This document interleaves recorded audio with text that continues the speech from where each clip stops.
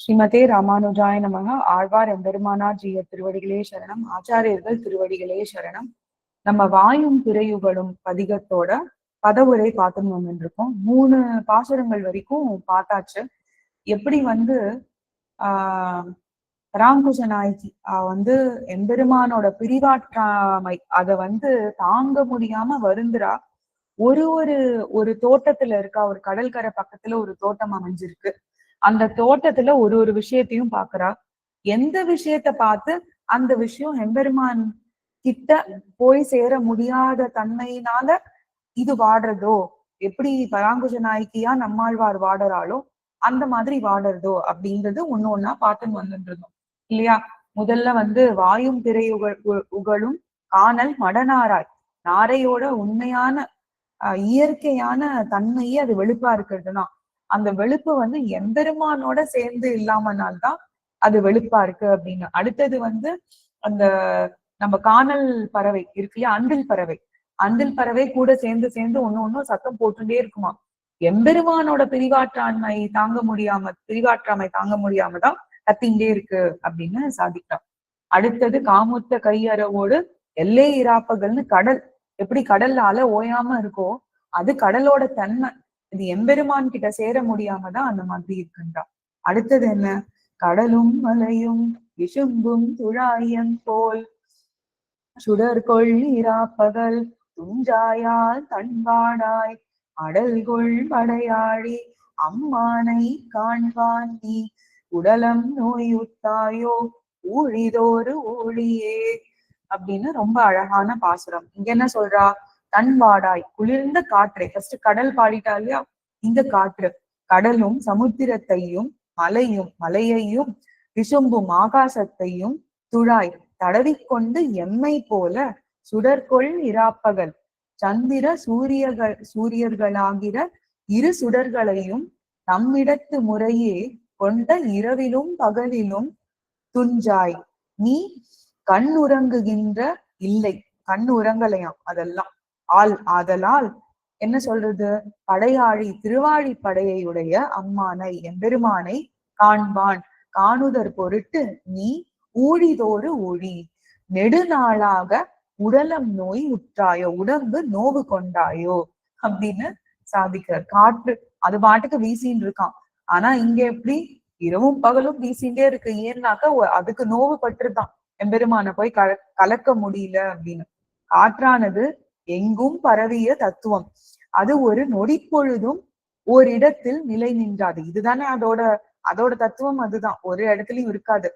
அதுல திருஷ்டாந்தம் என்னன்னா, மாதா ரிஷ்வா சதாகதி என்ற சதாகதி என்னது, நிகண்டின்படி சதாகதி என்று பெயர் பெற்றது. ஆதலால் எப்பொழுதும் உலாவிக் கொண்டே இருக்கும். உடம்பிலே புழுதியை ஏறிட்டு கொண்டு வடிவு தெரியாதபடி இருக்கும். அதோட உடம்புல புழுதி இருந்தா கூட வடிவு தெரியாதாம். குளிர்ச்சியை உடையதாயும் இருக்கும். ஆக இத்தனையும் அதற்கு இயல்பாய் இருக்க அதனை அறியகில்லாதே அதுவும் தன்னை போலவே பகவத் விஷயத்தில் ஆசை வைத்து விருப்பம் நிறைவேற பெறாமையாலே இருந்த விடத்தில் இருக்க மாட்டாதே மடலூருவாரை போலே உடம்பிலே புழுதியை ஏறிட்டு கொண்டு வடிவு தெரியாதபடியாய் சன்னிவாத ஜுவரமுட்டு குளிர்ந்து இருப்பதாக. எப்படி காற்றுக்கே ஜுரம் வந்ததுனால குளிர்ந்து இருக்காது. வாடையே நீயும் நான் பட்டாயன்றோ என்கிறாள் பராங்குஷ நாயகி அப்படின்னு ரொம்ப அழகா சாதிச்சிருக்கா. அடியன் போன தடவை சொன்ன மாதிரியுமா இது எல்லாமே திவ்யார்த்த தீபிகையோட டெக்ஸ்ட். அந்த டெக்ஸ்ட் கிரந்தத்துல ரொம்ப ஸ்மர்ஜா இருக்கிறதுனால அடியன் திராவிட வேதான்னு அதுவும் டெக்ஸ்ட் திவ்யார்த்த தீபிகையில இருந்துதான் அவரும் எடுத்து அது எலக்ட்ரானிக் ஃபார்ம்ல போட்டிருக்க. கொஞ்சம் மிஸ்டேக்ஸ் அங்க அதுல இருக்கு. முடிஞ்ச அளவு அடியன் கரெக்ட் பண்ணியிருக்கேன். இன்னும் அடுத்த ஒரு 1-2 பாசுரம் மட்டும் பார்த்துடலாம்.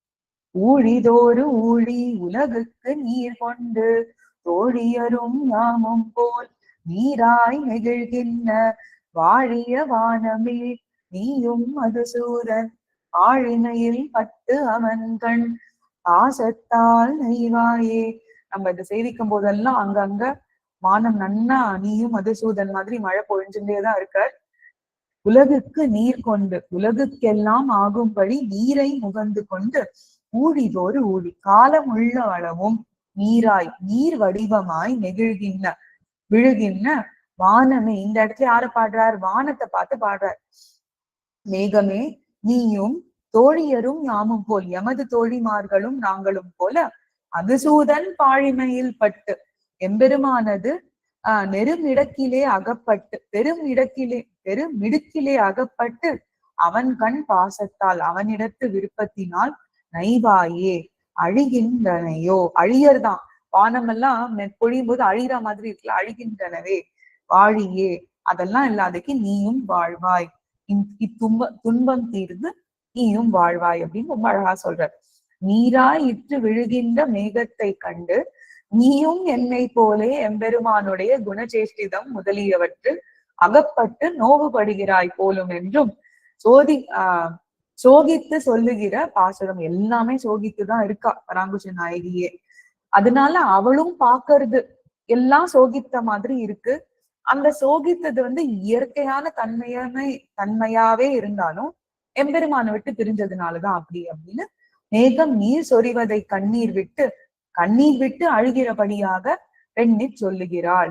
உலகுக்கு நீர் கொண்டு என்பதற்கு சிலர் பொருள் பிரமிப்பார்களா. என்னன்னா, உலகிற்கெல்லாம் உதவுகைக்காக நீரை கொண்டு என்று பொருள் எண்ணுவார்கள். அந்த பொருள் பிரகரணத்திற்கு சேராது. என்னன்னா, உலகத்துக்கெல்லாம் உதவுகைக்காக தான் இந்த மாதிரி வருது அப்படின்னு பிரகரணத்துக்கு இது சேராது அப்படின்ற. என்னது? ஏன்? உலகமெல்லாம் வெள்ளமிட வேண்டும்படியான நீரை சொரிந்து கொண்டு என்றே பொருள். எப்படின்னா, உலகம் எப்ப பார்த்தாலும் நீரா இருக்குமா, அந்த மாதிரிதான் பொருள் அப்படின்னு சாதிக்கிறார். இங்கனமே பூர்வாச்சாரியர்கள் எல்லாம் வியாக்கியானத்தில் அருளி உள்ளார். உலகுக்கு உதவுவதற்காக நீரை எடுத்து கொண்டென்றால் இது மேகத்தின் இயற்கை ஆதலால் ஆழ்வார் இயற்கையை தாம் அறிந்து கொண்டார் என்று சொல்லிவிட்டால் நீயும் மதுசூதன் பாழிமையற்பட்டு அவன் கண் பாசத்தால் நைவாயே என்கிற வார்த்தைக்கு பிரசக்தியே இல்லை. ஏன்னா அது தெரிஞ்சுட்டாருன்னா ஆழ்வார் அதோட இயற்கையெல்லாம் ஆழ்வாருக்கு தெரியாம கிடையாது.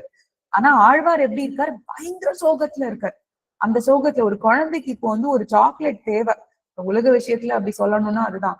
அந்த சாக்லேட்டை தவிர வேற என்ன வாங்கி கொடுக்குறோம்னு சொன்னாலும் அந்த குழந்தைக்கு போறாதான். சில நாளைகள்ல ஐஸ்கிரீமே வாங்கி கொடுக்குறேன், அந்த சாக்லேட்டுக்கும் மேலான விஷயம் வாங்கி கொடுக்குறேன்னாலும் அது கேட்க போகுதுல. அந்த மாதிரி ஆழ்வாருக்கு இந்த பிரசித்தி எங்க சொல்லணும் அப்படின்னாக்க, எப்படி சொல்றது அப்படின்னாக்க, உலகத்துக்கெல்லாம் நீர் உதவறதுக்காக கொடுக்கல, எங்குமே வெள்ளமயமா தான் இருக்கு, அப்படிதான் எம்பெருமான் படைச்சிருக்கான்.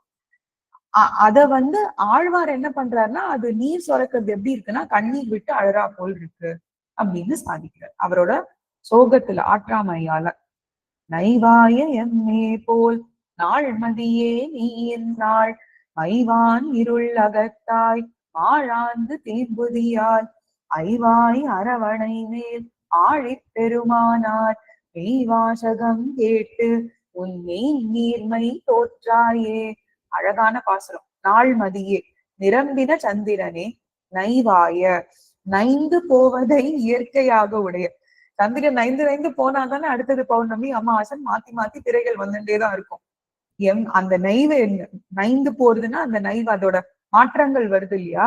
எம்மை போல், எங்களை போல இந்நாள் இக்காலத்திலே மைவான் பாரிய ஆகாயத்தில் உள்ள இருளை அகத்தாய் நீக்குகின்ற இலையாகி மாழாந்து மயங்கி தேம்புதி குறைபடுகின்றாய். ஆதலால் ஐவாய், ஐந்து முகங்களுடைய யாரு?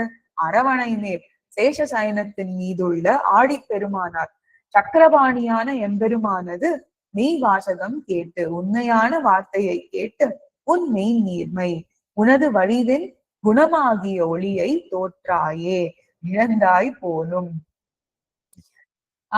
கலாமாத்திரமாய் தேய்ந்து தோன்றின இளம்பிறை சந்திரனை கண்டு அந்தோ அப்படின்னு அவ்வளவு இதுவா பேசுறார் ஆழ்வார். வருத்தப்படுறார். உன் வடிவில் எழிலெல்லாம் இழந்தாயே, நீயும் அப்பெருமானுடைய பொய்யுரையிலே நம்பிக்கை கொண்டு. பொய்யுரைனா என்ன அர்த்தம் இந்த இடத்துல? நான் கலந்துடுறேன்னு ஒரு பதிகத்திலையும் வரான் இல்லையா? வந்து ஆழ்வார் நைச்சியம் பாவிச்சு பின்னாடி போறார்.